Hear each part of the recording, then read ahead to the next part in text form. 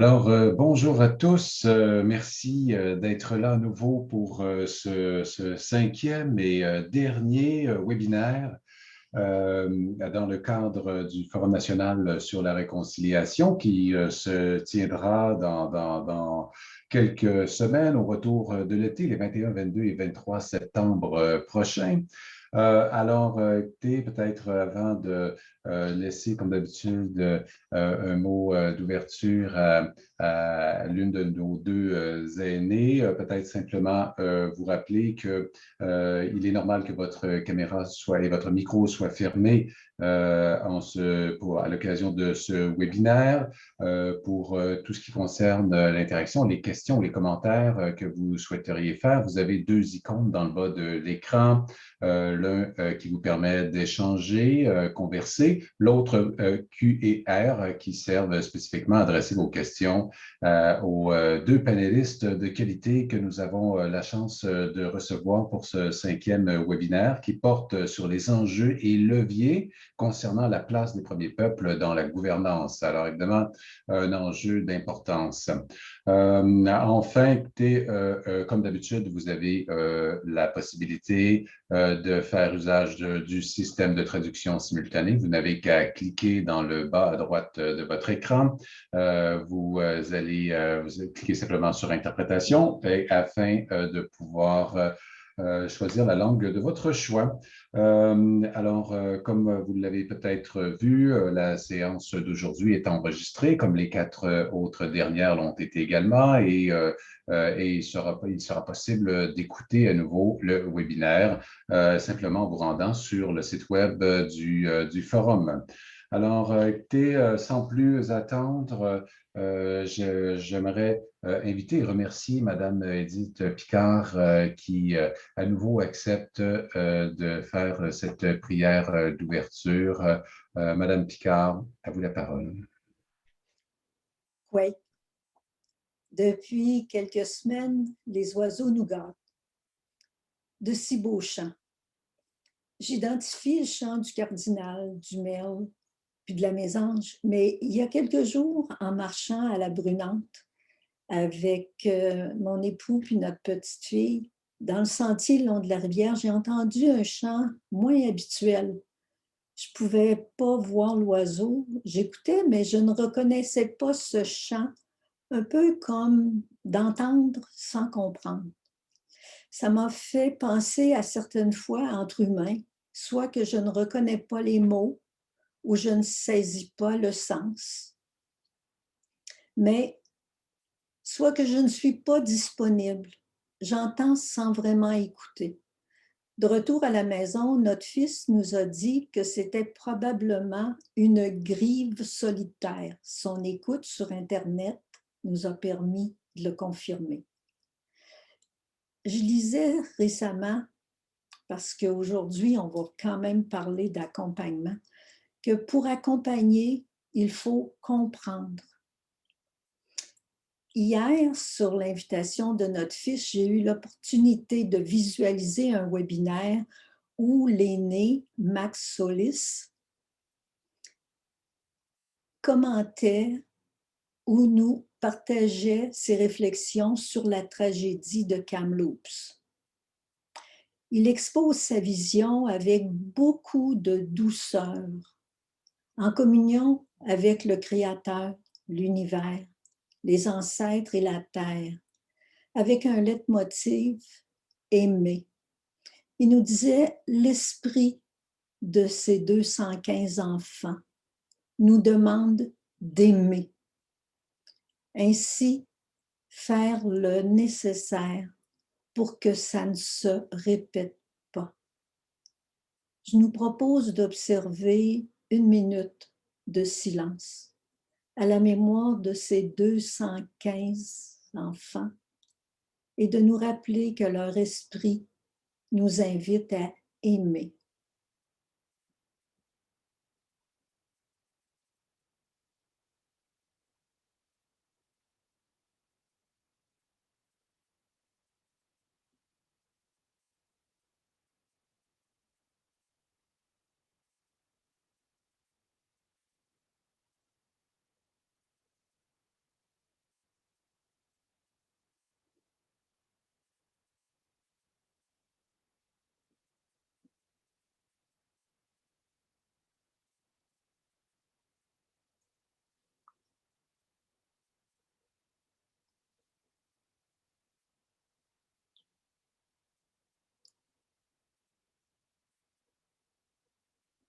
nous invite à écouter, entendre, écouter et comprendre. Bonne rencontre. Merci, merci beaucoup, Madame Picard. Effectivement, alors, ce cinquième webinaire se déroule alors que je pense tout un chacun se sent touché, bouleversé par la découverte du corps de ses enfants. Nous savions bien sûr à travers le rapport de la Commission Vérité-Réconciliation que des milliers d'enfants n'étaient jamais rentrés chez eux. Bien sûr, je pense que tout le monde a la volonté de faire toute la lumière sur ce qui s'est réellement passé, non seulement dans ce pensionnat, mais éventuellement dans l'un ou l'autre des 130 quelques pensionnats qui ont accueilli plus de 150 000 enfants autochtones au cours du dernier siècle et demi. Alors, les enjeux sont énormes. Je pense que cette découverte-là vient soulever à quel point nous partons de loin en matière d'éducation et que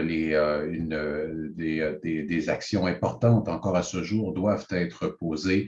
Aujourd'hui, justement, on pose la question avec nos deux invités que je suis très heureux d'accueillir aujourd'hui, Madame Suzy Basile ainsi que Monsieur Denis Gros-Louis. Nous aurons l'occasion d'aborder toute la question de la place des peuples autochtones dans la gouvernance.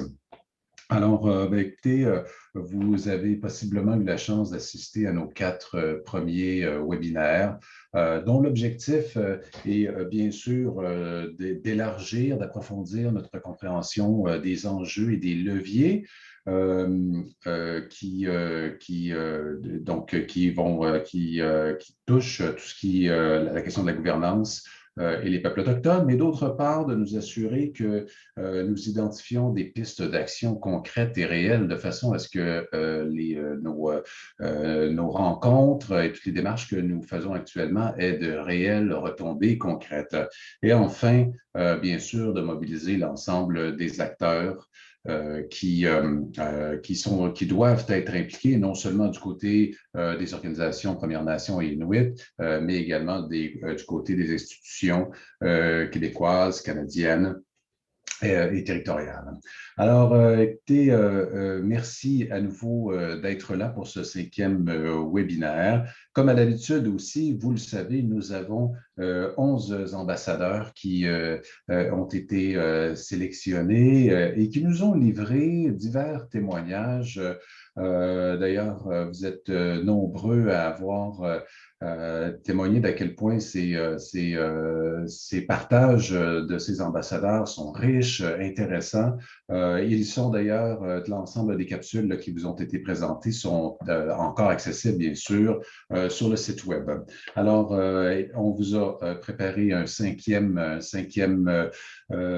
si on veut, compilation des témoignages de ces ambassadeurs. Après quoi, nous allons plonger dans cet entretien avec deux experts de haut niveau dans la question de l'éducation que seront Mme Suzy Basile et Denis Gros-Louis, que je vous présente au retour de la capsule avec nos ambassadeurs. Alors, sur ce, bonne écoute.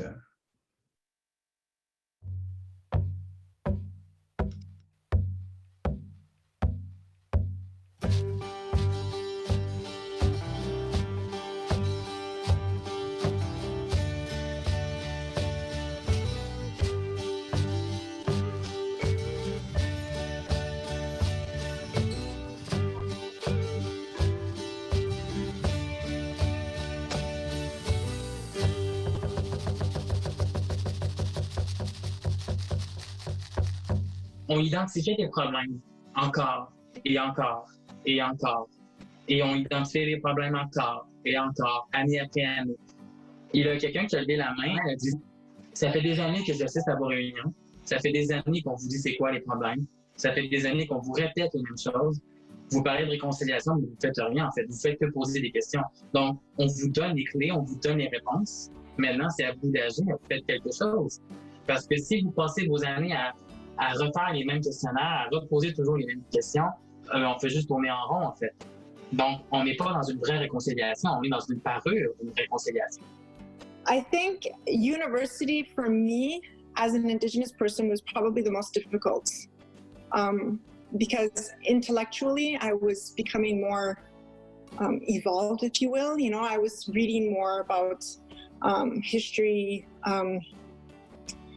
Canada's history, politics, you know, colonization, all these things, and I was becoming more and more sensitive. In the university setting, Indigenous issues are kind of non-existent. And when I started my PhD, it was even worse because I had to begin studying for my comprehensive exams. But yes, of course, people are making efforts. You know, I noticed that there's the territorial acknowledgements in a lot of universities now, you know, in the beginning of a class or in the beginning of a presentation or a conference, or they'll have like a territorial acknowledgement, which is nice, but it's only symbolic, you know. It doesn't really change anything. That these like politics of recognition, like we call them, they skip some very important steps. And I think the most important step that it's skipping is just the truth. If non-Indigenous people want reconciliation, then just start teaching the truth in schools. On n'a pas l'autorité, on n'a pas le pouvoir de faire de quoi qui répond à ce qu'on a vraiment besoin, parce que chaque communauté est différente. Puis développer des écoles ou qui parlent de la culture ou qui parlent qui développent aussi des intervenants de leur milieu, mais avec le volet avec l'approche holistique, c'est quelque chose qui vient, c'est quelque chose propre à la communauté selon leurs valeurs à eux, selon leurs besoins. Le gouvernement nous a empêchés de se gouverner pendant très longtemps. Donc, on a un héritage colonial là. Je pense qu'en éducation, la réconciliation, c'est d'admettre que nos systèmes, nos structures, ils sont inspirés du colonialisme. C'est pas propice au dialogue, c'est pas propice au partage, c'est pas propice à être soi-même. C'est tellement colonisé comme endroit et moi, personnellement, on m'a approché pour participer à décoloniser un peu les programmes correctionnels. C'est autre chose que scolaire, mais c'est un peu les mêmes objectifs. Et je me suis rendu compte que, dans le fond, ils veulent qu'on soit là, mais ils n'acceptent pas vraiment les changements qu'on propose. Puis ça, c'était pour les services correctionnels. Mais en éducation, à part être chargée de cours, je ne travaille pas vraiment dans le domaine, mais j'ai été étudiante beaucoup, longtemps. Et moi, je vois la différence quand il y a des acteurs présents au niveau scolaire autochtone. Premièrement, j'ai encore plus envie de me donner parce que je sais qu'il y a une compréhension mutuelle. Tu sais. On ne va pas vérifier qu'est-ce que les communautés ont besoin en matière de gouvernance. Puis ça, c'est dans le programme de l'ENAP, c'est pas l'ENAP qui nous a fourni ce savoir-là. Parce que, évidemment, les enseignants de l'ENAP n'ont pas ce savoir-là. C'est les étudiants qui fournissent ce savoir-là aux autres étudiants. Donc, c'est quoi les enjeux de gouvernance de telle communauté? Comment ils ont réglé ça? On amène ça à la table et puis on se partage ça. C'est d'aller reconnaître cette base de connaissances, de savoir-vivre, de culture pour ensuite aller la mettre de l'avant et la mettre à profit pour les Premières Nations. We have some frame of reference that we can develop programs with, that we can see that, you know, the programming that exists doesn't fit because you're trying to fit, you know, a circle in a square hole. You know, it doesn't fit. You know, there's an Escapi way of seeing things, and there's the model that's used in our current, you know, biomedical view of things. It just doesn't fit. You have to consider other things as well.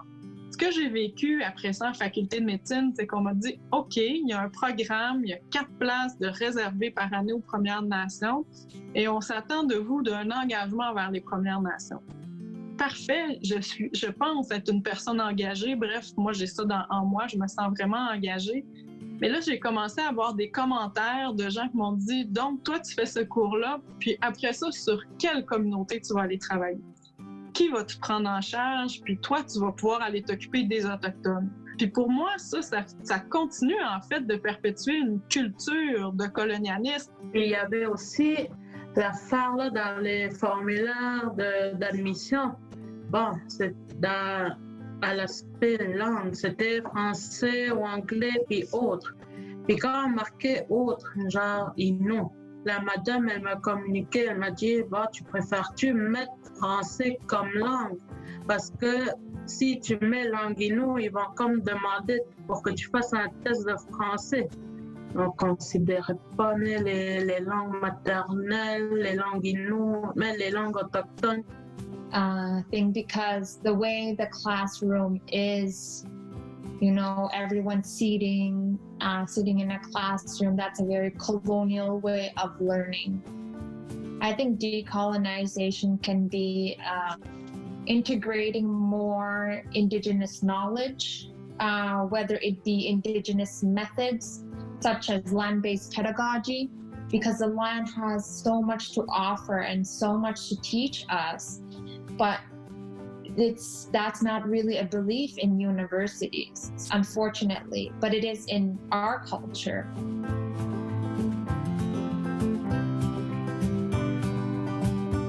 Je pense que la clé du succès, c'est vraiment d'aller chercher des Autochtones pour le faire. Je pense que c'est un incontournable. Je ne dis pas que ça doit être que des Autochtones, mais il faut que ça parte de là. Quand on parle de gouvernance, on parle vraiment d'autogouvernance. Les Premières Nations, c'est ce qu'elles veulent.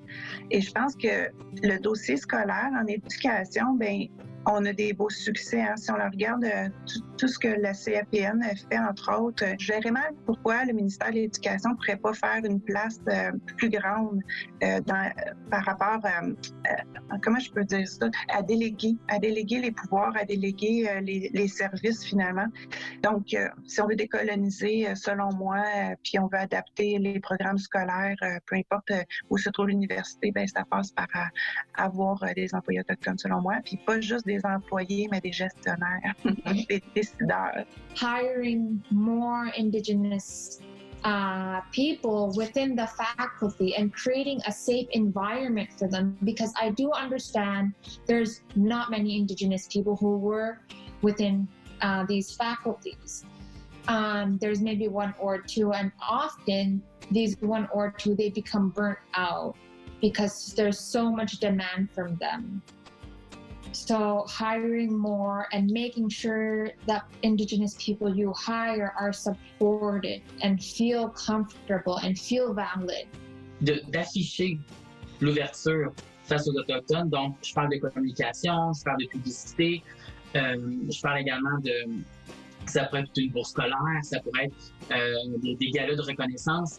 Donc, qui ferait en sorte qu'on est reconnu. Je pense que ça va que l'encourager, en fait, les gens à s'engager auprès de comités, auprès d'événements et même de s'afficher clairement en tant que Première Nation dans un programme postsecondaire. Les initiatives par les Premières Nations, pour les Premières Nations, pour moi, sont garantes plus de succès.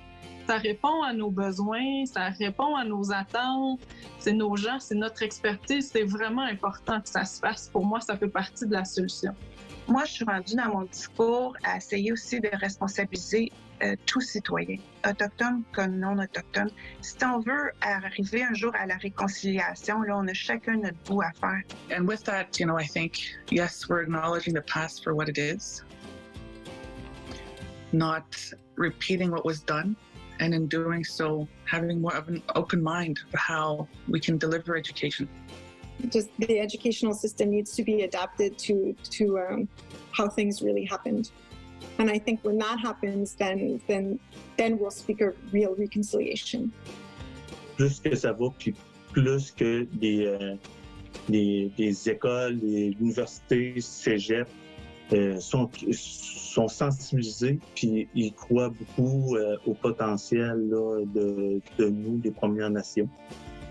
Puis je pense qu'il ne faut pas oublier qu'à travers ça, on a des gens qui ont les pieds un peu de chaque côté. Moi, je me considère un peu comme ça à travers le processus de réconciliation. Je me sens comme une courroie de transmission.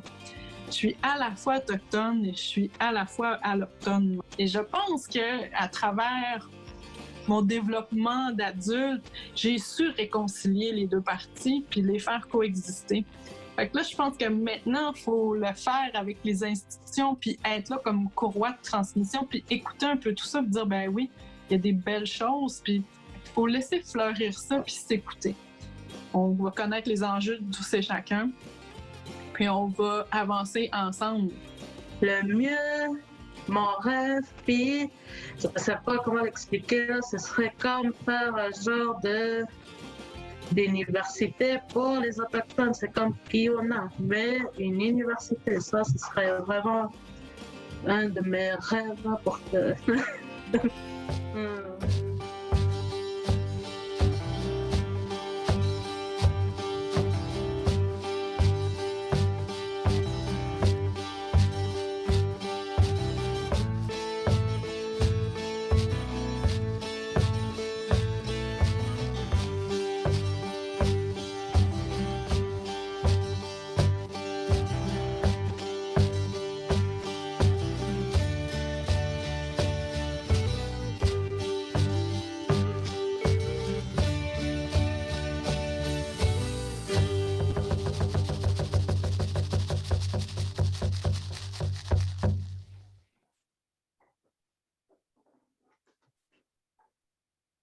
Alors, écoutez, comme toujours, extrêmement intéressant d'entendre ces jeunes Premières Nations et Inuits s'exprimer au sujet des défis, des enjeux qu'ils rencontrent dans tout leur cursus, dans tout le cursus éducatif. Alors, on voit qu'encore à ce jour, là, beaucoup de défis se posent. Pour aborder ces défis aujourd'hui, comme je vous le mentionnais juste avant, deux invités de marque. D'abord, Madame Suzy Basile. Bonjour, Suzy. Merci d'être avec nous. Et ensuite, Monsieur Denis Gros-Louis. Bonjour, Monsieur Gros-Louis. Merci d'être là. D'abord, peut-être, je suppose que vous êtes plusieurs à connaître l'un et l'autre de nos invités aujourd'hui. Je vais quand même prendre quelques instants pour, si on veut résumer leur parcours qui est riche. Madame Basile, qui est originaire de la communauté Atikamekw de Wemotaci, détient un baccalauréat, une maîtrise en anthropologie. En 2016, soutient une thèse de doctorat en sciences de l'environnement à l'UQAT qui porte sur le rôle et la place des femmes Atikamekw dans la gouvernance du territoire et des ressources naturelles. Encore récemment, j'entendais parler de cette thèse et de cette expertise de Mme Basile qui la démarque. Elle est depuis professeure à l'École d'études autochtones de l'UQAT au campus de Val-d'Or. En 2017, elle met en place le laboratoire de recherche sur les enjeux relatifs aux femmes autochtones, Miquadio. Et depuis le 1er janvier 2020, elle est titulaire d'une chaire de recherche du Canada sur les enjeux relatifs aux femmes autochtones. Depuis 2010, elle est membre du comité directeur du réseau de recherche et de connaissances relatives aux peuples autochtones, mieux connu sous le nom du réseau Dialogue. Depuis 2016, membre également du comité d'éthique de recherche de l'UQAT en tant que représentante autochtone. Et enfin, depuis 2019, siège au conseil d'administration, comité d'éthique du fonds de recherche. Alors, écoutez, là, puis je pense qu'on pourrait continuer aussi longtemps tous ces accomplissements des dernières années. Monsieur Denis Gros-Louis, merci également d'être avec nous ce matin. Il est membre de ce matin, dis-je, je parle que je suis au BC, moi. Cet après-midi, membre de la nation Wendat, bachelier en droit, diplômé du programme de perfectionnement accéléré des cadres supérieurs en gestion de l'École de la fonction publique du Canada. Il a été cadre supérieur au gouvernement fédéral pendant de très nombreuses années, notamment en tant que directeur pour l'initiative sur la gestion des terres des Premières Nations, au registraire des Indiens, d'ombudsman adjoint des anciens combattants, des fonctions qui lui ont permis de collaborer avec les Premières Nations des 4 coins du pays à travers les 30 dernières années. En 2010, M. Gros-Louis et son équipe ont reçu le prix de la sous-ministre de patrimoine canadien pour le projet de présence web du gouvernement canadien lors des Jeux olympiques d'hiver de Vancouver. Lui-même triathlète, s'investit également dans des activités culturelles et sportives diverses. En 2018, M. Gouraud-Louis s'est joint au Conseil en éducation des Premières Nations à titre de directeur général. Alors, un nouveau défi qui le relève brillamment. Alors, merci à vous deux d'être avec nous aujourd'hui. Nous allons aborder des questions de très haute importance. Elles ont été en partie soulevées par nos ambassadeurs. J'aimerais vous lancer peut-être sur des enjeux peut-être qui vous concernent ou en tout cas qui vous interpellent plus directement. D'une part, Madame Basile, sur tout ce qui concerne les enjeux de la recherche, de la gouvernance, la présence des peuples autochtones, donc la participation au processus décisionnel dans tout ce qui concerne la recherche, mais aussi tous les protocoles de recherche. Et tous les outils qui ont été développés, mais qui sont encore en cours. Puis, d'autre part, M. Gouraud-Louis, au niveau de l'autonomie, puis je sais que c'est un dossier qui nous tient aussi particulièrement à cœur. Alors, la mise en œuvre de l'autonomie, évidemment, ça ne date pas d'hier. Si je me souviens bien, c'est en 1972 que déjà est publié un document qui, encore aujourd'hui, est un document de référence, la maîtrise indienne de l'éducation indienne. Nous célébrerons l'an prochain le 50e anniversaire de ce document.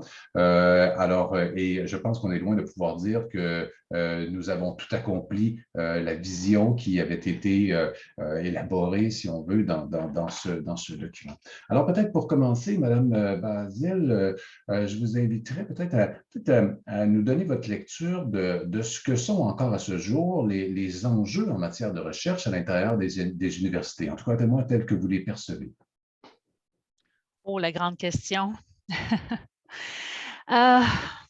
D'abord, il y a une grande éducation, voire rééducation à faire dans le milieu universitaire aussi. On n'y échappe pas, que l'on soit autochtone ou non.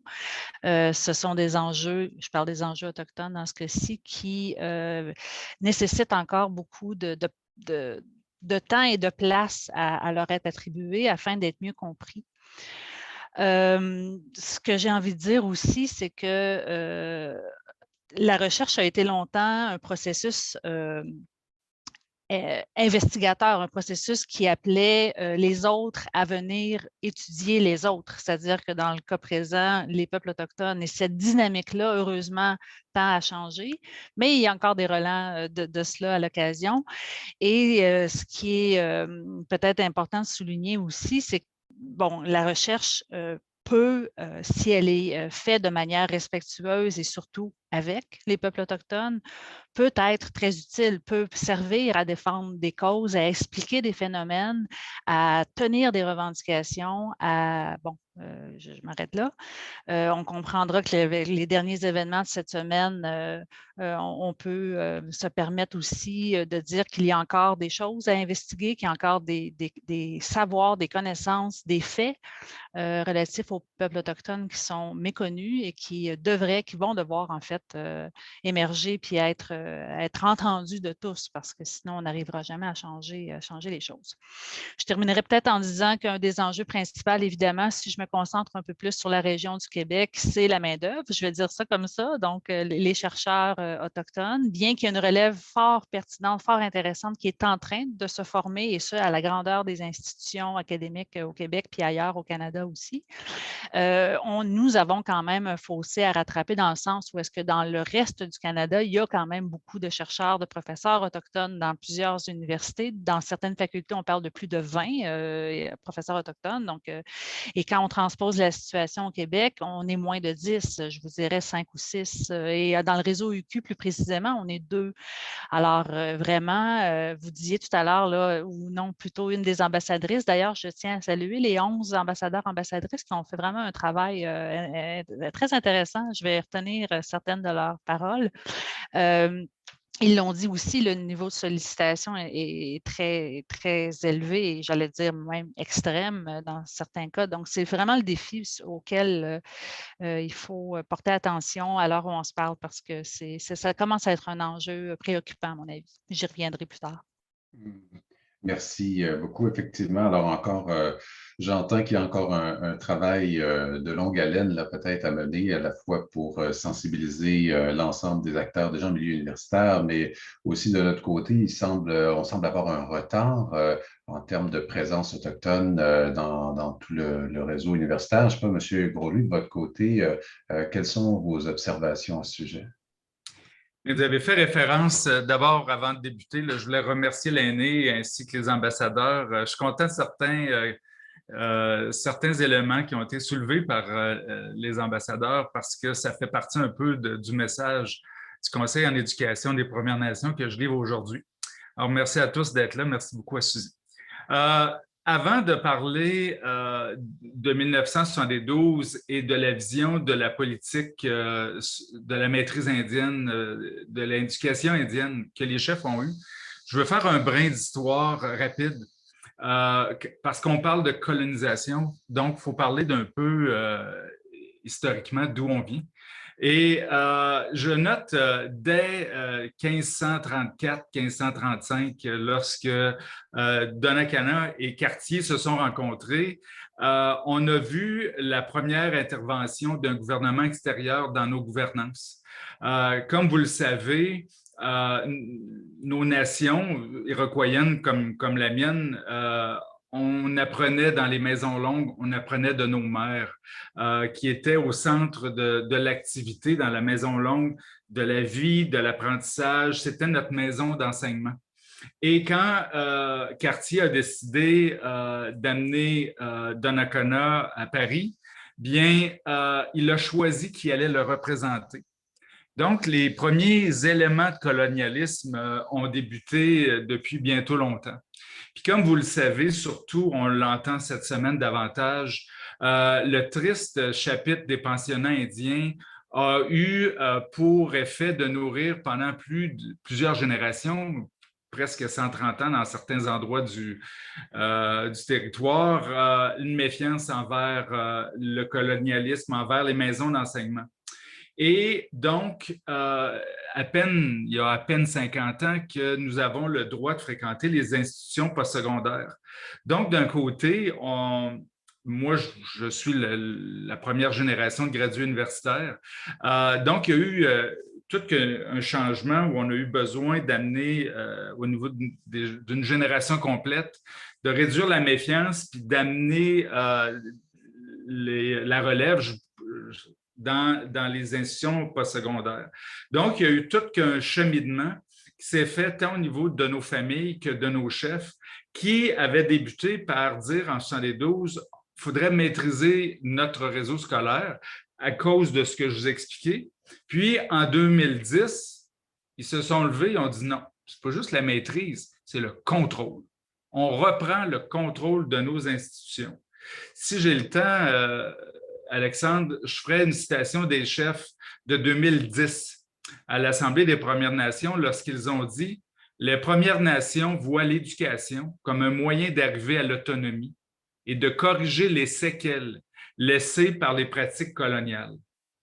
Tous les peuples ont le droit de conserver leur identité culturelle et linguistique. Et l'éducation constitue un élément essentiel à l'actualisation de ce droit. Le contrôle de l'éducation par les Premières Nations nous permettra d'accueillir les compétences dont nous avons besoin pour devenir autonomes et autosuffisants et de conserver nos langues, nos valeurs et notre culture. » C'est fort. Ensuite, il conclut en disant « Ceci constitue également une base solide qui permettra aux fiers peuples des Premières Nations de contribuer au développement de nos familles, de nos clans, de nos communautés et nos nations. » Merci. Extrêmement inspirant. Et j'aurais envie de vous reposer la question, selon vous, quelles sont les prochaines étapes, en fait, qui devraient être franchies si on veut véritablement un contrôle des Premières Nations, que ce soit au niveau des des cursus primaires, secondaires, collégiales ou même universitaires. Alors, selon vous, quels devraient être ces prochains gestes qui pourraient être posés pour renforcer justement le contrôle, renforcer la présence des peuples autochtones dans la gouvernance de tout niveau d'éducation? Peut-être Mme Basile ou M. Gros-Louis à votre guise. Je pensais que la question s'adressait à Denis, donc j'écoutais, mais bon, je n'ai pas classé les idées dans ma tête. Donc, qu'est-ce qui devrait être fait? C'est bien ça? Oui, selon vous, qu'est-ce qui va peut-être à l'intérieur peut-être des institutions, dans l'institution qui est la vôtre ou vos observations dans l'université, qu'est-ce qui pourrait être ou devrait être les prochaines actions posées? Bien, je pense mon institution, comme d'autres au Québec également, sont sur une bonne voie en créant des postes clés, des postes stratégiques dans les instances universitaires et autres paliers aussi aux besoins, bien sûr. C'est un pas quand même important dans la transformation des structures dans lesquelles on évolue ici. Également, tu lui as fait référence, Alexandre, tout à l'heure également, au comité d'éthique de recherche. Je suis quand même fière de souligner qu'à mon institution, nous avons un siège autochtone depuis plus d'une dizaine d'années maintenant.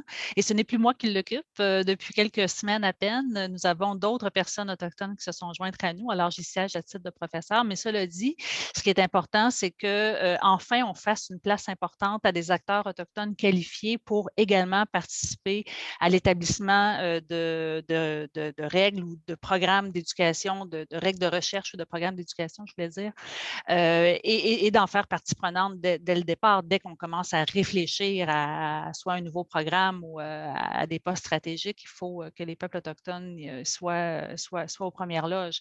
Cela dit, ça met une forte pression sur ceux et celles qui peuvent aussi siéger ou occuper ces fonctions-là.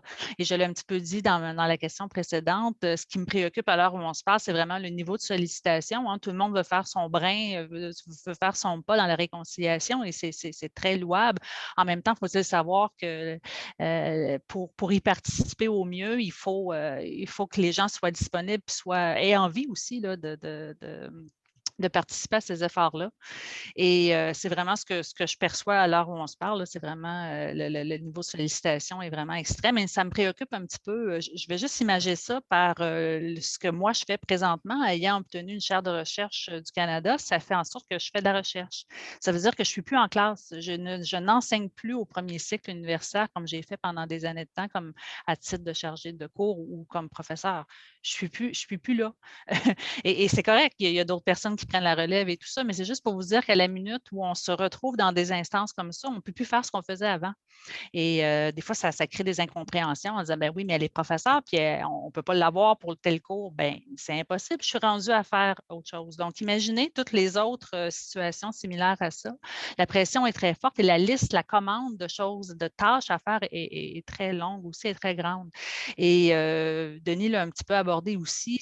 On a une rééducation à faire et on s'inclut aussi là-dedans. Là. Je ne suis pas épargnée là, de traces de colonialisme et de pensée d'une autre époque. Il faut vraiment se regarder dans le miroir, en fait. Donc, je pense qu'on l'a un peu fait dans les dernières semaines avec les services de santé et tout ça, mais en éducation également, il y a des avancées à faire et c'est ça. C'est une grosse montagne, mais qui est certainement gravissable si on y va un pas à la fois. Je vais revenir certainement tout à l'heure vous l'avez évoqué brièvement, mais sur les protocoles de recherche, le principe des PCAP, propriété, contrôle, accès et possession. Je vais vous revenir tout à l'heure là-dessus, puis simplement pour mentionner qu'au cours des derniers webinaires, il a été mentionné régulièrement justement cette sursollicitation que subissent beaucoup de Premières Nations et d'Inuits qui peuvent s'impliquer ou qui disposent d'une lecture là, qui leur permet de contribuer si on veut, à enrichir et à participer au processus de gouvernance, d'où l'urgence effectivement d'augmenter notre nombre de gradués ou de présence carrément dans les différentes institutions. Avant d'aller là, j'aimerais reposer la même question à M. Gros-Louis. Selon vous, justement, qu'est-ce qui peut être fait concrètement? Quelles pourraient être ces prochaines étapes pour aller de l'avant dans cette souveraineté en éducation? C'est un processus, la reprise du contrôle de ces institutions. Donc, au niveau du Conseil en éducation des Premières Nations, on peut se dire satisfait du processus qui est mis en place parce que dès 1985, on a commencé à bâtir nos institutions primaires et secondaires lorsque le 22 communautés du Québec ou au Québec ont décidé de travailler coude à coude pour améliorer les écoles, le contenu des Premières Nations, faire rejaillir la fierté d'être Première Nation dans ces institutions. Je vois de plus en plus aujourd'hui les jeunes avec des prénoms à consonance Première Nation ou tout simplement dans la langue primaire. Pas primaire, mais je pensais aux écoles primaires, désolé du lapsus, mais dans la langue maternelle de chacune des nations. Et petit à petit, aller jusqu'en 2011, on s'est doté de notre premier cégep par et pour les Premières Nations. Mais ce n'est pas un processus qui arrêtait là en soi, parce que le partenariat pour en venir à amener les gouvernements à nous soutenir, tant au fédéral qu'au provincial, ça prenait des parrains. Ça prenait, comme le gouvernement aime bien être le grand-papa des petits, des Premières Nations, bien, ça prenait un parrain. On est en partenariat avec Abitibi-Témiscamingue et Dawson College. Et là, on est en négociation pour dire on est capable d'avoir notre propre conseil de gouvernance, notre propre comité de gouvernance. On a développé depuis 35 ans suffisamment de gens pour prendre le contrôle, l'administration de nos institutions. Ça, c'est un grand pas. Il en reste un autre à franchir et là, Suzy va sûrement être contente, ainsi que Mme Audette que je vois en ligne et s'il y a des gens d'autres universités. La prochaine étape, c'est une maison d'enseignement universitaire par et pour les Premières Nations. Si on veut avoir le continuum de ce qu'on appelle, nous, l'apprentissage tout au long de la vie, bien, ça ne prend pas juste de compartimenter primaire, secondaire, cégep, universitaire. Non, on est des apprenants dans nos cultures. Toutes les nations du Québec vont vous le dire. On est apprenants en tout temps. Je reviens à la maison longue du début. On apprend dès notre naissance, puis la communauté, on apprend dans la communauté jusqu'à notre départ. Ce principe-là, au CEPN, on y croit d'ailleurs, c'est dans notre plan stratégique 2021-2026, où amener nos membres vers une plus grande graduation universitaire, va porter renfort à Suzy, mais aussi va nous permettre d'avoir tous les outils nécessaires pour faciliter l'autogouvernance, l'autodétermination de nos communautés, évidemment en partenariat avec tout le monde, mais avec la capacité de contrôler nos institutions. Merci. Puis effectivement, je pense que évidemment, le CEPN, j'imagine, prend aussi inspiration. On voit qu'ailleurs au Canada, il y a plusieurs autres Premières Nations là, qui cherchent à développer leurs propres institutions universitaires. Puis j'aimerais peut-être reprendre une idée qui avait été mise tout à l'heure par Mme Basile, à savoir que cette place que prennent peu à peu les Premières Nations et les Inuits dans le monde universitaire ne sert pas qu'aux Premières Nations et aux Inuits, mais peut clairement devenir utile, voire nécessaire pour faire avancer encore plus la science et les institutions. Parlant des milieux universitaires, je sais que vous avez été impliquée, Mme Basile, là, depuis longtemps dans les réflexions alentour du contrôle des données, contrôle des processus de recherche, de l'éthique en tout ce qui concerne les Premières Nations et les Inuits. Et on parle souvent, on remet souvent sur le devant de la scène les principes des PCAP, propriété, contrôle, accès et possession. Peut-être pour le bénéfice des gens qui connaissent moins ça, est-ce que vous pourriez peut-être faire un survol puis montrer en quoi est-ce qu'encore à ce jour, c'est tout à fait pertinent? Oui, bien sûr. Je commencerai peut-être par situer un petit peu l'expérience canadienne à l'échelle du monde autochtone, si vous me permettez l'expression. Au Canada, depuis environ 20-23 années, plusieurs nations autochtones, organismes autochtones aussi se sont mis ensemble et se sont dotés de différentes politiques, différents protocoles et tout cela, un peu comme ce qui s'est fait aussi chez les Maoris en Nouvelle-Zélande. Et on est devenu, à travers les années, aussi une référence pour d'autres groupes autochtones à travers le monde qui disent peut-être qu'on devrait regarder ce qui se fait au Canada pour tenter d'instaurer au mieux là, des règles du jeu qui nous conviennent. Je ne dis pas que tout ça a été facile à faire là, et à implanter, bien sûr que non, mais il y a quand même eu des avancées intéressantes. Les institutions de financement de la recherche au Canada, avec quand même des messages très clairs venant des peuples autochtones, ont ouvert leur esprit à se dire, en effet, on aurait peut-être intérêt justement à instaurer dans nos politiques des chapitres, des règles du jeu, des lignes directrices qui concernent la recherche en contexte autochtone. Et ces choses-là évoluent encore très récemment. Là, juste pour vous donner une idée, il y a un groupe de réflexion, de référence qui a été mis en place au niveau canadien pour repenser les systèmes d'évaluation de la recherche par les pairs. Donc, qu'est-ce qui fait qu'en contexte autochtone, les évaluations parfois peuvent pas coller comme il faut avec l'univers des sciences, par exemple. Bon, je m'arrête là sur ce sujet-là, mais c'est juste pour vous dire que ces réflexions-là sont en train d'avoir lieu et qu'on avance tranquillement.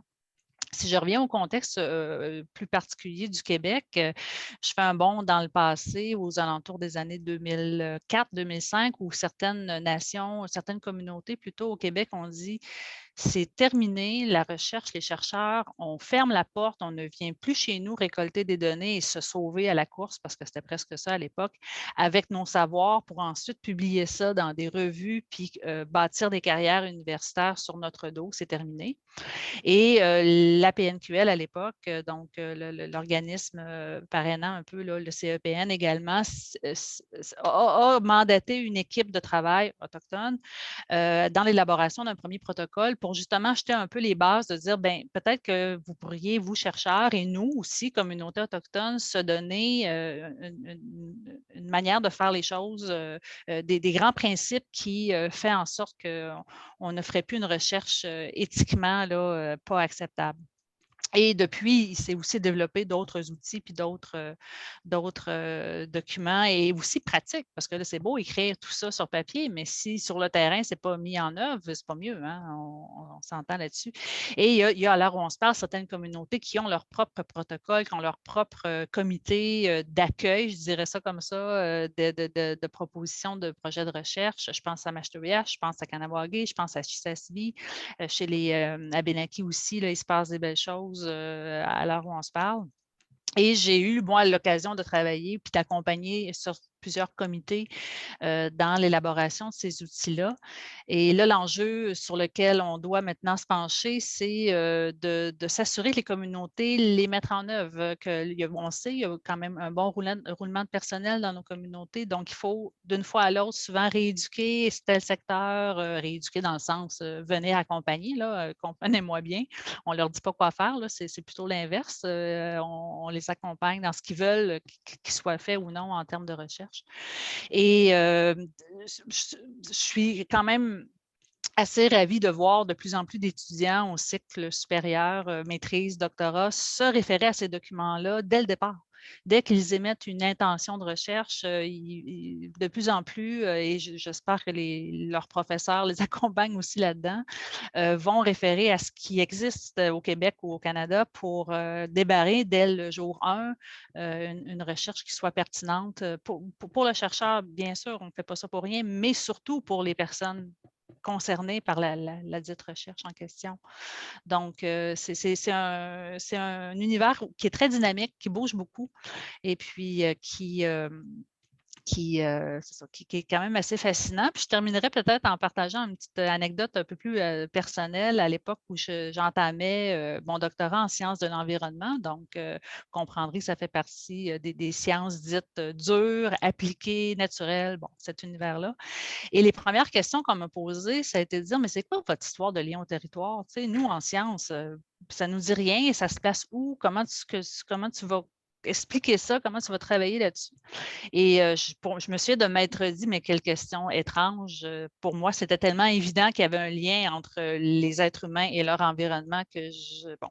Mais ça a été un beau défi à travers une thèse de doctorat que de tenter de répondre en partie à cette question-là. Là. Je n'ai quand même pas élucidé tous les mystères, mais au moins, j'ai tenté de placer dans les sciences de l'environnement une perspective autochtone qui est quasiment absente. Il y a des efforts qui sont faits dans ce sens-là, mais je vous dirais qu'une des revendications actuelles qu'on entend beaucoup des communautés, c'est de dire, ouais, mais le biologiste qui vient prendre des échantillons dans le lac en face de chez nous, est-ce que lui aussi pourrait nous dire ce qu'il fait là d'abord? Et deuxièmement, nous mettre à contribution dans ces recherches-là parce que souvent, c'est ça, il y a certaines disciplines scientifiques encore qui ne savent pas ou ne ressentent pas la nécessité de demander des permissions aux communautés concernées. Puis ça, c'est le prochain enjeu sur lequel je travaille tranquillement, mais sûrement. En tout cas, merci d'être au front, de faire valoir justement la participation des Autochtones. Vous l'avez mentionné tout à l'heure, parfois, on voit des jeunes qui arrivent, qui entament par exemple une maîtrise ou un doctorat et qui d'emblée arrivent avec cette idée de vouloir intégrer un certain nombre de principes que vous avez évoqués. En même temps, quand on regarde le contenu des cursus d'éducation tels que la plupart des Québécois et des Canadiens l'ont suivi jusqu'à assez récemment, je pense que nous conviendrons assez facilement qu'il manque un certain nombre d'éléments pour leur permettre de comprendre adéquatement l'ensemble des enjeux dont on parle aujourd'hui. D'où l'idée, justement, d'imposer l'ajout d'une compétence 15. Je sais que ça a fait débat beaucoup depuis un an. Ça a été refusé du côté du gouvernement du Québec, alors que d'un point de vue Première Nation Inuit, il semble urgent plus que jamais d'outiller convenablement les jeunes pour mieux saisir ces enjeux. Puis, M. Gros-Louis, je sais que c'est un enjeu qui vous tient particulièrement à cœur. Selon vous, qu'est-ce qui se trouve derrière l'ajout de la compétence 15? Bien, il y a une multitude de facteurs. On veut des professeurs qui vont être compétents dans la connaissance des premiers peuples du Canada et particulièrement au Québec en ce qui nous concerne. Puis quand je dis premier peuple, j'inclus Inuit. On a un forum de réconciliation par excellence qui est en vigueur, qui s'appelle la table sur la réussite scolaire des Premières Nations et Inuit, où toute l'expertise est à la table avec le gouvernement. Et on est particulièrement au Conseil en éducation des Premières Nations à l'aube de célébrer les 50 ans de la politique sur la maîtrise indienne avec une entente d'autonomie en éducation avec le fédéral. Ce qui fait que le nouveau partenaire bilatéral du gouvernement provincial en matière d'éducation va être le CEPN pour ses communautés membres. Et vient avec ça un paquet de paradigmes, de changements de la part du gouvernement qui vont devoir s'installer. D'abord, juste le choix des membres à la table. Le ministre veut se garder le monopole de choisir. On est dans une relation de nation à nation. Un autre exemple où la réconciliation s'effectue par petites bouchées, le ministère de l'Éducation tente une réforme de son programme maternel il y a quelques années et propose de faire une évaluation à la fin de l'année de 330 compétences chez des jeunes de 4 ans et de 5 ans. On a dit ça n'a aucun bon sens. Ayant maintenant une meilleure charge, une meilleure compréhension de nos données, on a dit au gouvernement, nous, on ne vous suit pas. On va prendre nos valeurs, on va prendre nos aînés, on va prendre nos professeurs et nos données, et on va refaire notre propre modèle de maternelle 4 ans, qui est basé évidemment sur l'arbre de vie. On a repris les mêmes concepts principaux que le gouvernement voulait voir, mais on a refait notre arbre d'apprentissage pour les jeunes de 4 ans, 5 ans pour respecter leur environnement communautaire, leur environnement linguistique, culturel, et on s'est limité à 174 compétences parce que les gens doivent jouer. Il y a toute une dynamique sociale qui est primordiale à cet âge-là qui n'avait pas été pris en considération, je dirais, lorsque le programme a été développé. On n'a jamais demandé permission. Maintenant, on possède la capacité de le faire soi-même. On a pris en charge notre destin au niveau du curriculum maternel 4 ans. Mais tout ça, si on veut le réussir à l'implanter, ce programme-là, ça prend des professeurs qui ont gradué de l'université, qui comprennent nos nations, qui ont le goût de venir travailler dans nos communautés. Et c'est là qu'est venu, puis en plus influencé par, voyons, j'ai un trou de mémoire, par les recommandations de la Commission de vérité et conciliation, de l'enquête nationale sur les femmes et les filles autochtones disparues et assassinées, puis la commission vient, on s'est rendu compte qu'il y avait un manque au niveau de la connaissance. On a dit, nous, notre sphère d'influence, c'est l'éducation.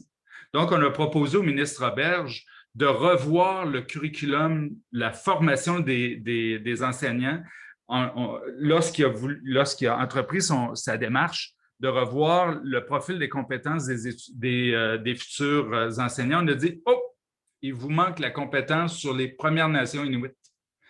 Si vous enseignez encore aujourd'hui, en 2021, qu'on pratique le chamanisme, ça veut dire que vous avez un problème de colonialisme dans vos contenus, vous êtes dépassé, puis ça ne donne pas une bonne intention, une bonne vision de c'est quoi les travailler dans nos communautés. C'est plus ça, on n'est plus dans ces clichés là, hollywoodiens.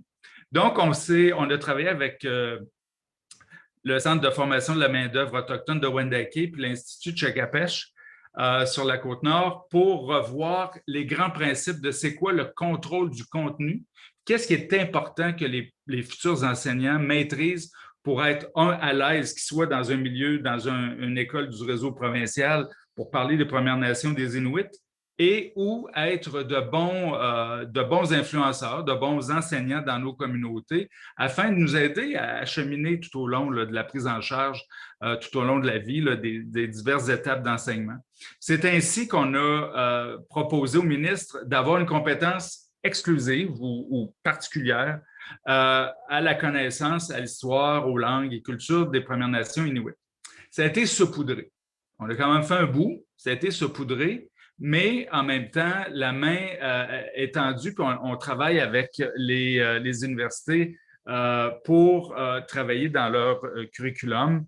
On a rencontré la CEPFA aussi pour dire que ça s'en vient. Mais Suzy faisait allusion tantôt à la sursollicitation. Bien, c'est sûr qu'on est une petite OSBL, petite association. Donc, on ne peut pas répondre à la demande. On a dit au gouvernement, aidez-nous.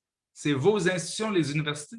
Aidez-nous à doter un poste ou des postes qui vont aider à maintenir le lien de collaboration avec les universités, les collèges pour décoloniser les contenus. Pour l'interrogation, on attend la réponse du ministre et des fonctionnaires. Merci. Merci, M. Gros-Louis. J'ai sollicité Suzy, là. Oui, je peux me permettre d'ajouter quelque chose? Ça a un lien direct avec ce que Denis vient de dire, parce que moi, je les vois, ces étudiants-là. Là, je n'enseigne pas en éducation, j'enseigne en études autochtones, mais souvent, des étudiants de d'autres disciplines se joignent à mes cours, travail social, éducation, études autochtones et 3 petits points.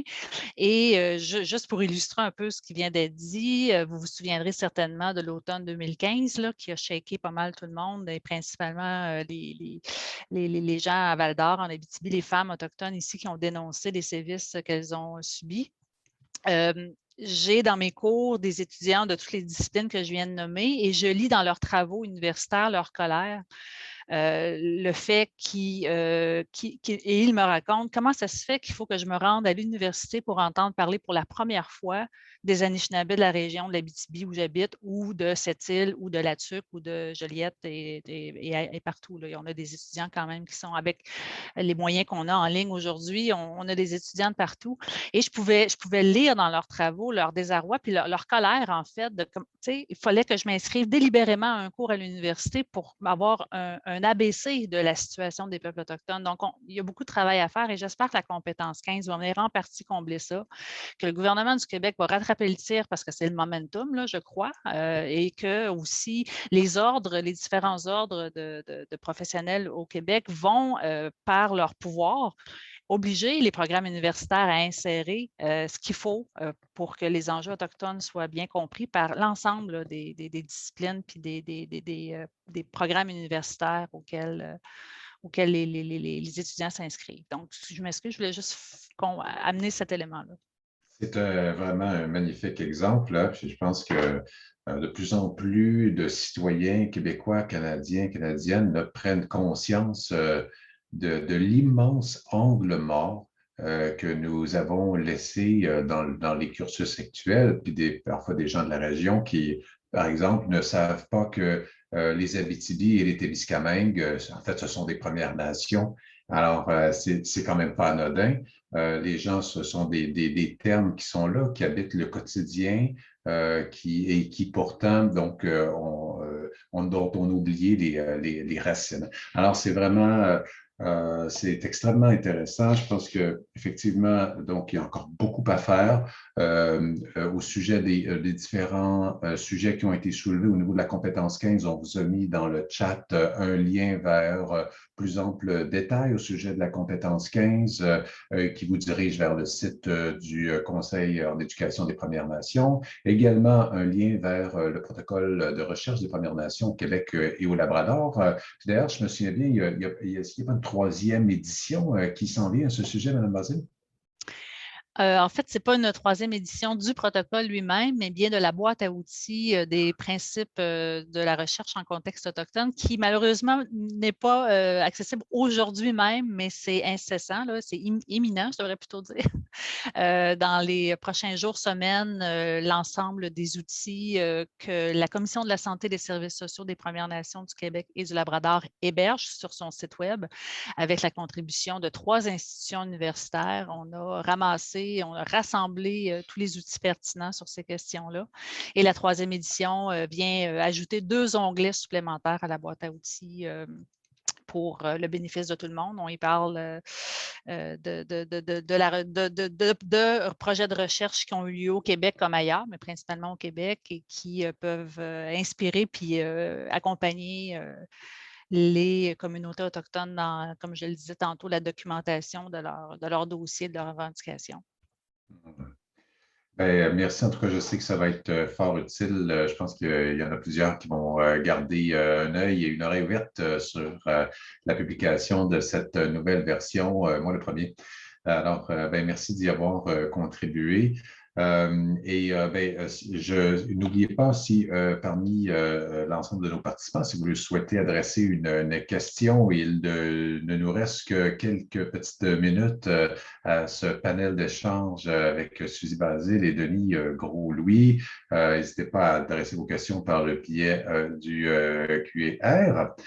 Sinon, moi, j'aurais peut-être une question à brûle-pourpoint comme ça, c'est un défi de vision. Alors, par exemple, imaginons que je vous demanderais où vous souhaiteriez que nous soyons rendus dans 10 ans, dans 20 ans, en termes de présence Première Nation et Inuit dans la gouvernance.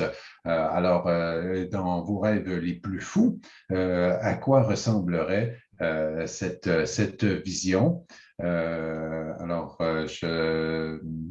Suzy, Denis. Ben, je vais y aller. Excuse-moi, Denis, je n'avais pas vu que tu avais allumé ton micro. Ben, écoutez, moi, je suis ce qu'on appelle une enfant de la Macasa, du Collège Manitou. Ma mère y était étudiante quand j'étais toute petite et peut-être que ça m'est resté collé par la suite. Et j'ai à distance vu la naissance de l'institution Kiuna. À l'époque, je travaillais dans un autre organisme autochtone avoisinant du CEPN et j'étais quand même ravie de voir la mise en place de cette institution-là. Et je crois que c'est un souhait, tout le monde le dit même en début de discussion, qu'une institution universitaire autochtone au Québec ne serait pas de trop. Alors, c'est sûr que je souhaite voir la mise en place de cela dans un avenir très rapproché. Puis, je dis ça comme ça, là, j'ai envie de dire que l'UQAT, là où je suis engagée à l'heure où on se parle, est la plus petite et la plus jeune des universités au Québec. Et il y aurait peut-être des bons coups à partager avec l'institution qui verra le jour parce que l'expérience est là aussi. Et aussi, on a mis en place la seule département d'études autochtones au Québec il y a à peine 4 ans et demi maintenant. Donc, tout ce qui s'appelle la création et la construction d'instances comme ça, c'est quelque chose auquel, évidemment, peut-être dans 20 ans, comme tu disais, je pourrais contribuer d'une manière ou d'une autre. On en reparlera à ce moment-là. Extraordinaire. Merci. Denis, de votre côté? De mon point de vue, c'est dans nos objectifs stratégiques au Conseil en éducation des Premières Nations de voir un projet universitaire avant 2026. Donc, Audrey Basile, qui est une des représentantes, j'espère que ton rêve va devenir le rêve de tous les Premières Nations qui aspirent à un enseignement postsecondaire. Un autre élément que je peux m'imaginer dans le futur avant de prendre ma retraite, ma 7e, puis je vais avoir 90 d'ici ce temps-là, mais bien avant, j'aimerais qu'il y ait une université au Québec qui ait à sa tête un recteur ou une rectrice qui vient de nos communautés. Dans mes rêves les plus fous, c'est sûr que de voir que les programmes qui sont contingentés, donc normés par le ministère, comme la maternelle, c'était facile, il n'y a pas d'examen du ministère, donc c'était facile de dire « Félicitations, vous avez un beau programme ».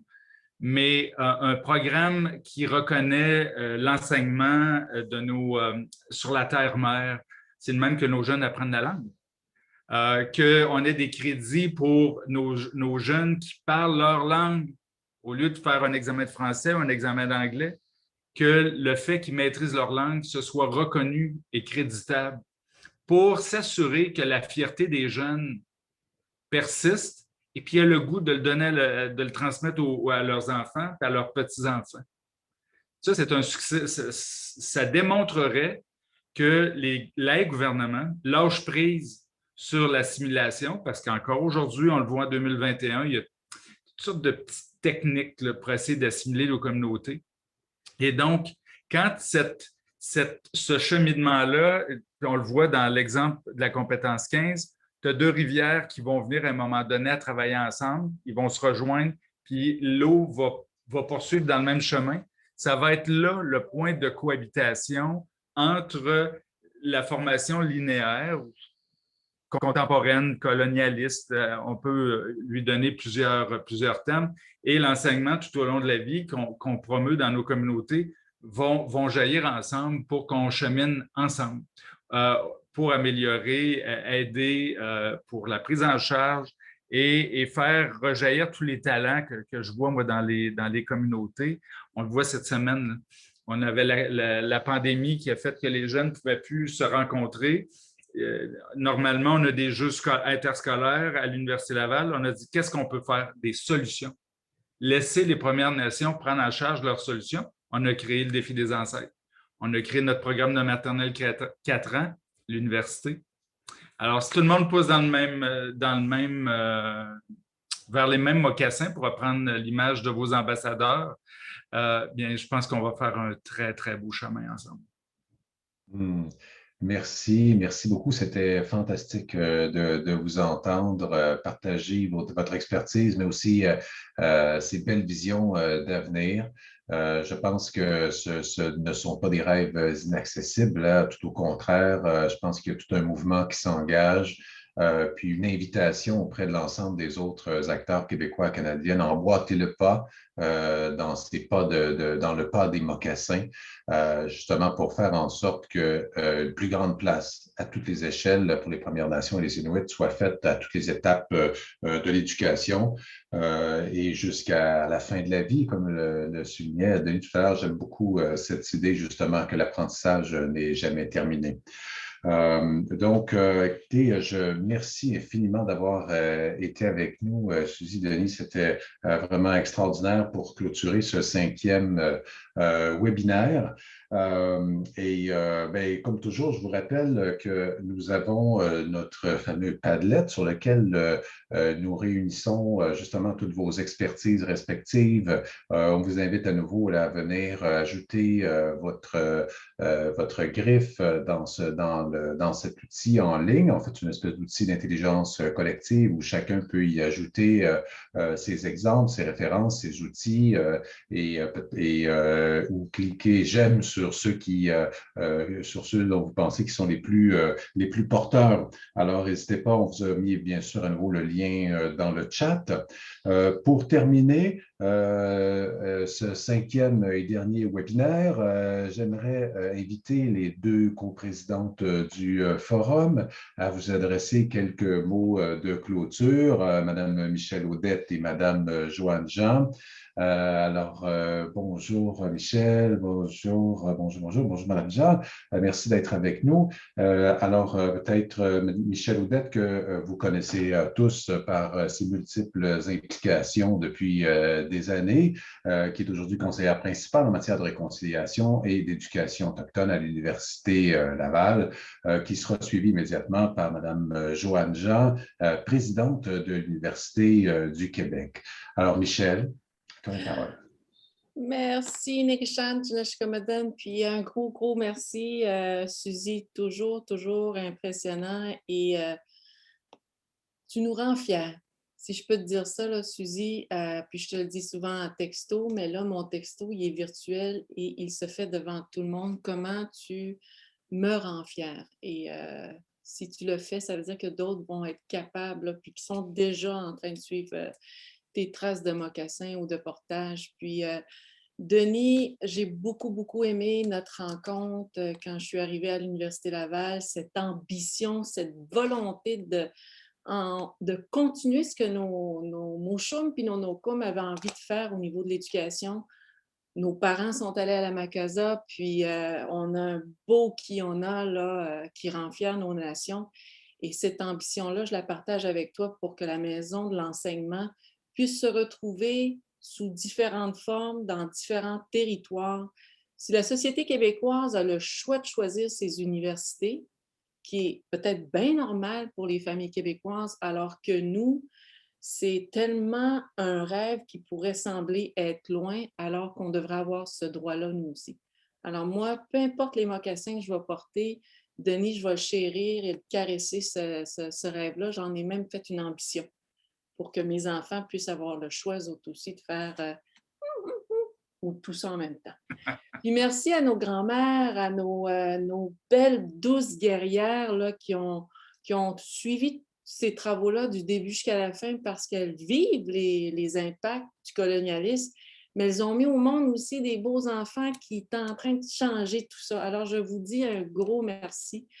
On a reporté le forum, vous le savez pourquoi, mais ça nous a permis de se mobiliser, ce qui est important. Puis ces webinaires-là nous ont amenés à rentrer dans l'imaginaire de tout le monde via la technologie pour venir dire encore une fois une vérité, venir dire encore une fois qu'est-ce qui a fait mal, mais surtout qu'est-ce qui est rempli d'espoir. Et ces rêves-là là, qu'on a, puis cette collaboration que j'appelle pour moi hyper importante au niveau de global ou holistique, la perception, le concept ou l'ambition, ça commence du moment de la conception jusqu'au dernier souffle. Donc, petite enfance, CPE, primaire, secondaire, les cégeps, les collèges, les centres pour adultes qu'on a dans les communautés ou à l'extérieur et les universités, tout ça, pour moi, si on ne travaille pas ensemble, on n'en aura pas de succès.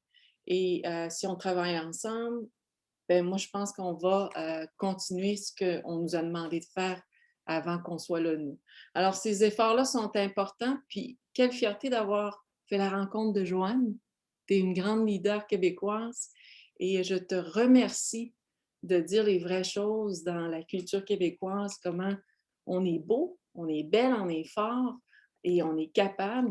Et que toi, tu nous l'as fait, cette place-là, je te dis merci. Alors, à tous ceux et celles là, qui pensent que, comme moi, l'école, c'est pas évident, ben, une fois que tu es à l'intérieur, je pense qu'on rencontre du vrai monde puis du bon monde et ça, c'est important de le souligner. Merci. Merci, Michel. Adja? Merci, Michel. Tu es toujours aussi inspirante dans tes propos, je dirais. Puis je remercie aussi nos panélistes de cet après-midi. C'est sûr que, comme tu l'as dit, on a fait quelques pas, je dirais, puis de beaux pas, très certainement grâce au webinaire qu'on a organisé tout au long de l'année. Mais je dirais qu'il faut continuer puis avancer encore plus. Et je me permets aussi de vous dire que je partage tout à fait vos rêves. Ça, là-dessus, il n'y a aucun doute.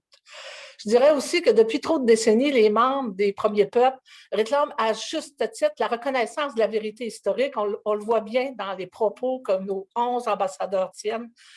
La reconnaissance de leur langue, de leur culture, de leurs droits, afin qu'ils puissent prendre place, la place qui leur revient.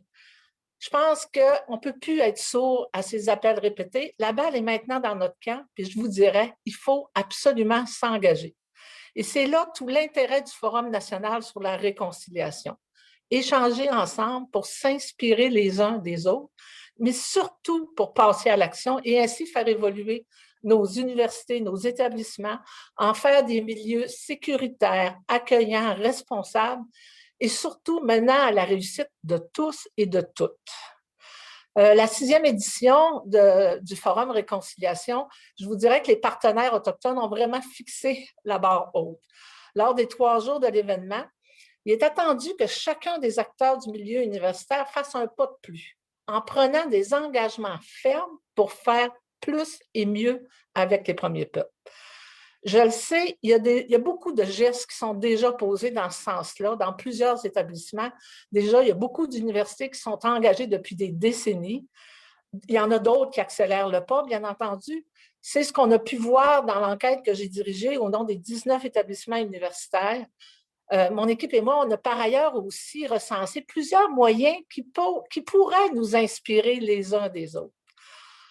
Je vous dirais que pour renforcer aussi encore cette mobilisation dans le cadre du forum à venir, ce qu'on fait aujourd'hui, c'est qu'on lance un appel à l'engagement. Un appel à l'engagement pour permettre à chacun et à chacune de faire connaître ses intentions. Le mécanisme est très simple. C'est inspiré des appels à communication adoptés pour les colloques scientifiques. Ça s'adresse aux dirigeants, aux directeurs de facultés, de départements, d'écoles, aux responsables de programmes, les professeurs, tout le personnel, les associations étudiantes, les ministères, bien entendu, les organismes, les syndicats, bref, à toutes les personnes qui ont un impact dans la vie de nos universités de partout au pays. Quel que soit, je dirais, votre rôle dans l'écosystème universitaire, vous êtes invité à soumettre une proposition exposant une action que vous comptez déployer dans la prochaine année. Et pourquoi pas nous soumettre plusieurs propositions. Chaque proposition doit représenter une action qui touche l'un ou l'autre des 6 axes thématiques qui ont été abordés tout au long de l'année pendant les 5 webinaires. Je les rappelle, le premier axe, c'est la sensibilisation du milieu de l'enseignement supérieur. Le deuxième, l'accessibilité aux études universitaires. Le troisième, le soutien et les services aux étudiants. Le 4e, l'enseignement et la pédagogie. Le 5e, la recherche. Et le dernier, la gouvernance. Vous allez avoir jusqu'au 28 juin pour soumettre vos propositions. Les détails de l'appel à l'engagement sont exposés dans un document qui va être disponible sur le clavardage et qui va aussi être disponible sur le site web du forum. Je vous demande de le faire circuler dans tous vos réseaux, bien entendu. Les membres du comité de programmation, composés de personnes œuvrant dans diverses universités et aussi dans divers organismes autochtones du milieu de l'éducation, vont évaluer les propositions sur la base d'une série de critères. Je vous en nomme seulement 3 qui sont particulièrement importants. L'originalité de l'engagement, la portée transformative de l'action et son caractère inspirant. Les propositions retenues par le comité de programmation seront inscrites dans l'un des 6 ateliers qui vont structurer la programmation du forum. En terminant, les membres des comités organisateurs, Michel et moi, on vous invite à réserver dès maintenant les 21, 22 et 23 septembre prochains à votre agenda. Nous avons dû convenir à regret, je vous le dis, là, vraiment un grand regret, que l'événement va se tenir essentiellement à distance. Mais malgré cette contrainte, je dirais qu'on travaille pour que l'événement rencontre toujours son objectif principal, faire en sorte que ces 3 jours soient un moment dans une trajectoire beaucoup plus longue. Il pourrait d'ailleurs marquer le début d'une ère où l'ensemble des acteurs universitaires canadiens se mobilisent soit pour amorcer dans certains cas ou encore accélérer de réels changements par et avec les premiers peuples. À nous tous, ensemble, de faire que cette ambition se réalise le plus rapidement possible. Megwish, merci de votre attention et surtout merci pour votre participation. Merci infiniment. Alors, que de belles paroles. J'espère sincèrement qu'avec avec tout ce mouvement, on va vraiment faire une différence. Puis la barre, elle est placée haute, effectivement, parce qu'elle mérite d'être haute. Je suis impatient de voir justement les résultats de ce forum qui s'en vient à grands pas. Écoutez, on approche bien sûr de la fin non seulement de ce 5e webinaire, mais de cette série de webinaires à travers lesquels il y a eu énormément de contenu extrêmement pertinent. D'ailleurs, je vous invite à aller visionner non seulement les webinaires qui sont disponibles sur le site web, mais également les capsules des ambassadeurs. Évidemment, tout ça n'aurait pu être rendu possible sans la participation de toute une équipe derrière. Vraiment, je tiens à remercier tout le monde qui a travaillé d'arrache-pied pour rendre possible l'ensemble, cette suite d'événements. Evelyne Rondeau, José Fortin, Michel Dewaal, qui sont notre équipe de coordination. Merci évidemment aujourd'hui à nos 2 co-panélistes, Suzy Basile et Denis Gros-Louis. Merci beaucoup à nos 2 coprésidentes, Michel Audette, Mme Joanne Jean. Et évidemment, sans votre présence nombreuse, à chacun des 5 webinaires, là, vous avez été très nombreux à participer et à rester tout du long, à commenter et à partager. Donc, évidemment, c'est d'abord et avant tout pour vous que nous organisons tous ces événements. Merci également, comme il a été souligné, à l'ensemble des partenaires autochtones à toutes les étapes du processus, au collège ou aux universités également, là, qui mettent l'épaule à la roue pour que nous avancions. Alors, peut-être, évidemment, comme d'habitude, nous souhaitons terminer avec une prière de fermeture. À nouveau, Madame Elisabeth Hachini, merci d'être avec nous. C'est toujours un plaisir de vous avoir.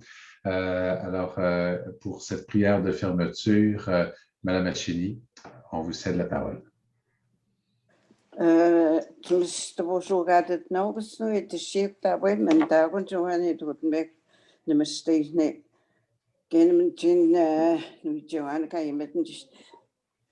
Bonjour, je disais, ça a été un plaisir pour moi d'assister quand je peux les réunions. C'est une grosse,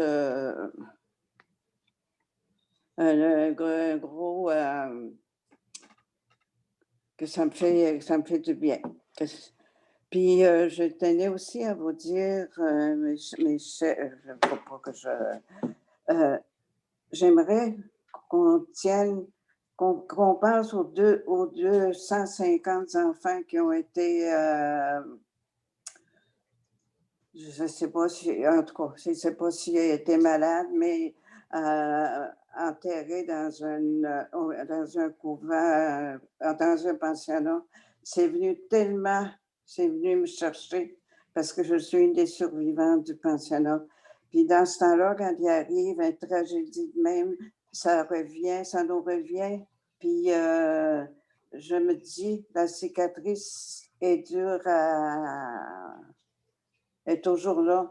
Puis il me semble que la blessure revient. Puis j'ai eu beaucoup de peine à me remettre de ça quand c'est arrivé. Puis aussi à Madame Joyce Echaquan. Et j'ai pensé à elle, puis j'ai regardé dans aux émissions. Puis aussi, je tiens à remercier Suzy Basier. Je l'ai écouté parler, j'ai manqué son discours, mais quand je l'ai écouté, ça a été très émouvant, ainsi que Michel Audette. C'est toujours un plaisir de l'écouter quand je le vois dans les émissions, puis quand elle est interviewée, elle est très sincère, puis on la voit quand elle parle. Fait que je vous demanderai qu'on passe au 215, puis à la Madame Joyce, pendant 1 minute, qu'on fasse une prière pour eux autres.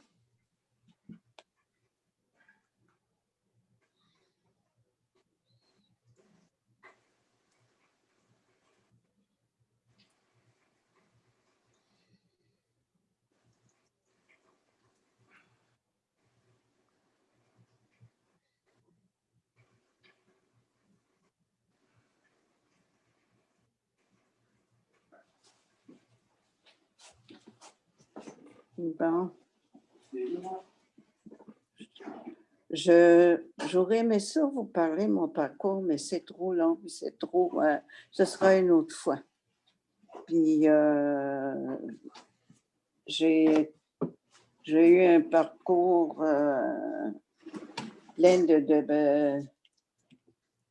plein de choses qui m'est arrivé, puis ce sera une autre fois, mes amis. Fait qu'on va réciter pour remercier au Créateur les réunions qu'on a eues, que j'ai pu assister. J'ai tellement aimé ça. Puis aussi un gros merci que je veux dire aux ambassadeurs, les jeunes qui veulent continuer, regarder en avant. Je les félicite.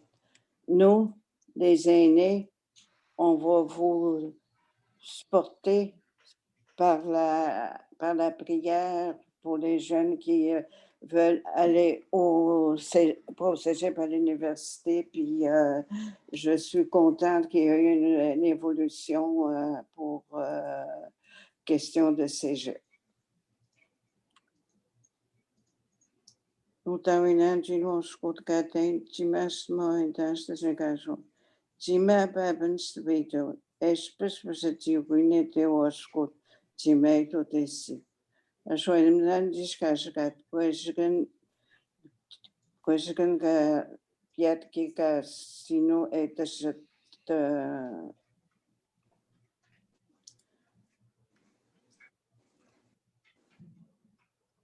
Tima, fait que je vous souhaite une belle. De vous reposer au mois de septembre. On va se retrouver, je suis certaine. Fait qu'un gros merci, mon beau Nick Chan, puis toutes les personnes qui étaient avec nous autres. Un gros merci. Merci beaucoup. Un plan de mémoire, excusez-moi. Il n'y a pas de souci. Tu es tellement précieuse pour nous. On t'aime tel quel.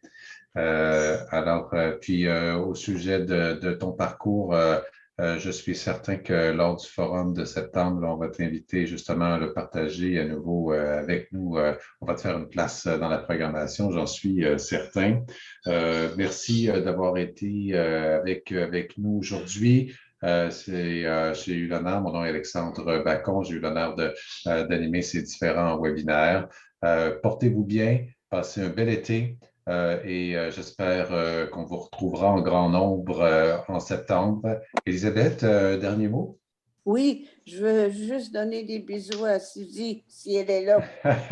Elle est là, elle les reçoit. Elle les reçoit. Je t'aime, Suzy.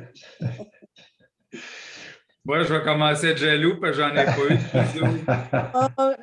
Je ne sais pas, monsieur. Je vais donner des bisous à tout le monde, fait que je ne rendrai pas les autres jaloux. Je m'excuse, monsieur Denis. Il n'y a pas de plus magnifique façon pour clôturer ce 5e webinaire. Merci de distribuer ton amour partout, Élisabeth. À tous, je vous souhaite une excellente fin de journée et portez-vous bien. Au plaisir. Merci.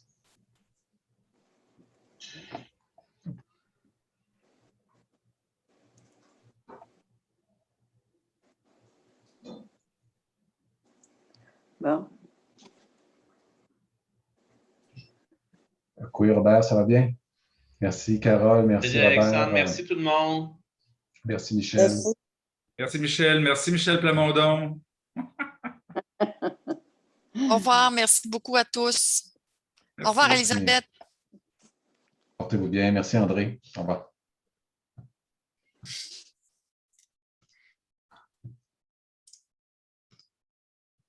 Non. Ça fait que, bon, ben, allez, porte-toi bien, Elisabeth. Je t'embrasse. Ciao. Ciao. Ciao. Bon.